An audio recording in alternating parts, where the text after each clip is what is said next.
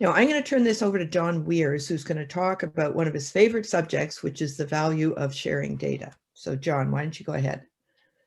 Thanks, Andrea. It certainly is. And I wouldn't be a good data scientist if I wasn't obsessed with context. So I'm going to start off with some fun slides to put us in context of where we're at. If you're not already aware, which I'm sure many of you are, we are living through the dawn of the digital age. In 2002, more than 50% of information became stored digitally, and that many scholars believe was essentially the beginning of the digital age. By 2007, that was over 94%. And this little graphic is fun as it shows the distribution of data storage over time. And some of the really fun parts are to take a look at the bar charts at the bottom. In 1986, 41% of data was stored in pocket calculators and 33% in personal computers. Nowadays, obviously, we're storing massive amounts of data in the cloud and supercomputers on cell phones in the form of pictures and videos and all kinds of other storage. Next slide, please. By 2012, we reached a point where every single day we were creating 2.5 quintillion bytes of information, so much so that 90% of the data in the world in 2012 had been created in the last 2 years. That's a quote from a big data study that IBM did back in 2012, which of course is almost 10 years old now. And today we're seeing just complete paradigm shifts all across the map. So innovative corporate data strategies and changes in research data paradigms. Data sets that our researchers are using are getting too large for conventional paradigms of downloading the data and accessing them locally. We're seeing the advent of data lakes where people are sending their research questions to the cloud and downloading answers instead because they're working with data sets in the hundreds of terabytes or even the tens of petabytes. So we're really seeing different innovative ways to use and organize data. Strategic data partnerships and data trusts are emerging. Companies are putting their data to work for them. If you ever want to see that in action, all you have to do is go to any major e-commerce store and add an item to your shopping cart and then don't purchase it. Just leave that site, and within minutes, all your other websites, all your email ads will come up with ads for that item because these major commercial retailers have formed a data partnership and they're exchanging customer information with each other to help excel their businesses. So it's a really interesting example of a paradigm shift in the way of thinking about data. Next slide, please. Of course, shifting away from the old paradigm of my data is my IP and I must protect it. And so people used to lock their data on hard drive, put it on a hard drive and lock it in a desk drawer so nobody could get to it. And we like to say that data locked in a drawer is a waste of resource. I really like this quote from DOE's 2011 strategic plan that success should be measured not when a project's completed or an experiment concluded, but when the scientific and technical information is disseminated. In the world of research, groundbreaking innovation or new idea essentially has no value if it's not put to the market or shared with somebody or used to advance the state of the art. You can have the best idea in the world, and if you just throw it in a desk drawer only to be discarded when you retire from your corporation or lab or university position, then it's a wasted resource. So really we're talking about how can we put our data to work for us? How can we use it to advance marine energy globally, lead to further innovation, and even lead to more collaborations? We've seen a lot of this already through, next slide, please, thanks. We've seen a lot of this already through various interactions with our data repositories, with Primer, with ImageKDR, with Tethys. Getting the word out is allowing people to connect to other like-minded researchers and leading to collaborations and follow-on research activities. But one of my favorite sharing data stories really helps exemplify even the value of raw data. So just putting raw, unpolished data out there on the web has an intrinsic value to it as well. Raw data is free to be reused in any form. Summary data filtered data is great. It helps you refine the vision for your project, and getting that finished, polished data out there is very important, especially when it comes to publication and citing resources that are the basis for your findings in your publication, et cetera, obviously very useful. But what might be less obvious is that the raw, unpolished data is incredibly useful to others as well. And a great example of that is this story from NOAA. So NOAA had, and this goes back a couple of years now, probably over 10 years old. One of my friends, Ed Kearns, Chief Data Officer for NOAA, told me this story, and they wanted to see what the private sector, the university sector could do to help improve weather forecasting. NOAA, of course, being the US National Oceanic and Atmospheric Administration, is the backbone behind our National Weather Service. And so what they did is they took their incredibly detailed, incredibly large, it was in the neighborhood of 40 terabytes or more data set, and made it available on the cloud. And this data set contained full 3D radar scans from all of the Doppler networks around the United States.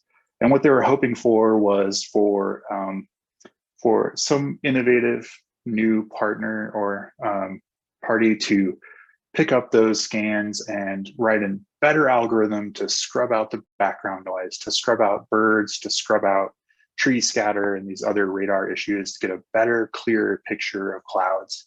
And that happened. It happened almost overnight. They got the innovation they were looking for. A university student whose name I won't mention was able to write a better algorithm to scrub out birds and tree scatter. And essentially overnight, all weather forecasts in the US became more accurate. So that was amazing anticipated innovation. But what's really exciting is the unanticipated innovation resulting from that raw data. By putting the raw radar data out there, a group of ornithologists came over and flipped the whole algorithm on its head and scrubbed out all the clouds. And we were left with the most highly accurate, detailed 3D map of bird migrations in the US. And so an entire other industry benefited from this raw data set by literally doing the exact opposite of the intended research. And so that's just a really fun story of how just getting raw data out there on the web can lead to innovation. Next slide, please. So this is something we're very focused on primer, and the MHKDR and the TETHIS sites. We don't want our sites to be the one-stop shop for information. We're more interested in partnering with everyone and getting the word out to the broadest user base possible, to the broader scientific community. And that's why our tools have been designed from the ground up to disseminate and share information. All data on the MHK data repository, for example, automatically goes into data.gov, to worldwidescience.org, to Google Scholar. It's all linked together, obviously linked with TETHIS and Primer through metadata standards and some of our APIs that we've enabled. And we're looking to expand that network. We want to be connected and plugged in to as many sites as possible so that information from those sites can be available to our users and vice versa. Next slide, please. But we fully recognize that there are a lot of challenges to sharing data. And obviously there are technical challenges. I've highlighted a few that I thought I'd touch on. I'm not going to read this whole slide, but data transformation takes time. One of the issues we've encountered is simply the reliability of data providers. As Jonathan Whiting can tell you firsthand, the TETHIS has encountered a number of journal providers that have disappeared over the years, and suddenly all of those technical papers and journal articles are no longer available online. So just making sure that data are being published by reliable providers that are going to stand the test of time and endure for longevity is important. There are organizational challenges, of course. There could be policies around data sharing, and there are financial challenges. One of the things we see on the MHKDR side is that this idea of publishing data is usually shelved until the very end of the project, when there's little money or time left for the data translation and organization efforts that are necessary to make the data impactful and useful. So just a couple ideas there to help fuel some of the conversations later, but we hope to address all of these through Primer and through your involvement. So with that, I'll turn it back over to Andrew. Thanks so much, John. Okay, I just want to give you a very brief look at our system, Primer, because that's what sort of spurred this whole idea of trying to see if we can bring more of our partners around the world together. Primer is the portal and repository for information on marine renewable energy. A little bit of a tortured acronym, but there you go. This is the hub that is being used for all of the U.S. marine energy data. It is, owned and directed by the U.S. Department of Energy, and we, the 3 national laboratories, do that work for them. What Primer is trying to do is provide broad access to this whole range of data types that relate to marine energy, the engineering, the resource characterization, software codes and model runs, testing guidance, instrumentation, and also information on environmental effects of marine energy. And it's all really focused on how do we help the marine energy industry get established in the US and also worldwide. Very simple URL there. You can go to it. That's what the front page looks like. Next slide, please. Now, Primer has kind of grown, and we're still working on this, logo-like thing, or this diagram. But at the moment, there are 8 of what we call knowledge hubs making up Primer. Primer is sort of this big round thing. The end users are on the outside, the researchers, the developers, the regulators, test centers, investors, and so on. And if we start at about 8 o'clock on the clock, TETHIS is our environmental effects information database. Up at 10 o'clock, TETHIS Engineering is a sister site that is for not the environmental effects of marine energy, but more engineering and technologies. Up at 11 o'clock, MHKDR is our data repository. Over at 1 o'clock, Marine Energy Atlas. This is our new knowledge hub that's just being stood up now. This is our GIS. If you look at about 2 o'clock, where the globe is, this is where we are saying international marine energy databases. We are really hoping that this is an opportunity to bring in other connections. Down at 4 o'clock, Telesto is our instrumentation, testing guidance, and so on. Down at 5 o'clock, the Marine Energy Software Code Catalog and Code Hub for open source and other software that is associated with marine energy testing and other attributes. And then the last one, down at about 7 o'clock, is the Marine Energy Projects Database. And this is US focused at the moment, although given that it's an international industry, there's many projects, companies, and others that are listed in there to really get a sense of what is going on in the world. So the next couple of slides just delves into this a little bit more. I would welcome that you go and look at this when you have a chance. But the Marine and Hydrokinetic Data Repository, MHK is a term that's been used in the US. Happily, we're getting away from it and referring to marine energy and others. But this is where we really put our data, and it is a requirement for any projects funded by the US Department of Energy that the data go there. And John Weirs curates that. Many of you may be aware of TETHIS, which has its documents and a platform for engagement. TETHIS Engineering is the same. We've just stood that one up in 2019. So it is growing fast, but not quite as big as TETHIS, but it's all very searchable and so on. Next slide. I mentioned that we called it the technology database. This is now the projects database, and we are just in the process of really updating this, but it will end up being a place that you can search for any project, any developer, many of the supply chain groups, etc. Telesto is sort of a funny collection of several different pieces, wikis and others. It's got guidance on testing, tank testing, open water testing, how to do measurements around marine energy devices, how to go about doing the first level of data analysis, and so on.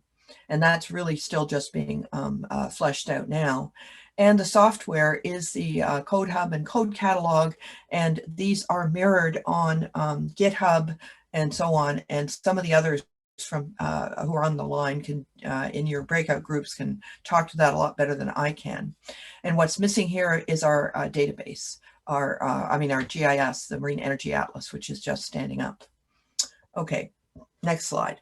Just to give you a quick idea of the kinds of things we're doing, we do curate the content for all the existing data hubs and developing new ones. We are trying very hard to put some effort towards this international engagement, including with this workshop. With all these data and information we have, we're starting to try to create some value-added products. Our signature projects is just a way to more easily search for things that have been large projects funded with many actors involved. And so often the data products and information is scattered across the landscape. So this is simply a way of having it all somewhere in one of these knowledge hubs in Primer, making it easy to access. We've done projects in the past that have generated data sets that are still being used by universities and others to write papers 10 years after the project has ended. So we're trying to find a way to really bring all those things together so they're searchable. We've also been doing a series of interviews for what we've called lessons learned. We've been doing them in the US, and we're just seeking authorization to do it more internationally, really trying to talk to developers and researchers and supply chain people who have been in the business for a while to learn what they've learned, the things that don't get into final reports. You know, how did you, build your company? What mistakes did you make, and how did you correct them? And what advice would you have for a new entry into the field? So it's the kind of things we're trying to do. And finally, we have created an advanced search and aggregation tool so that if one goes into Primer anywhere, that central location, puts in a few search terms, you should be able to pull up the documents that are the papers and reports that are on Tethys Engineering, the data sets on MHKDR, the appropriate codes and models on the Marine Energy Software Hub.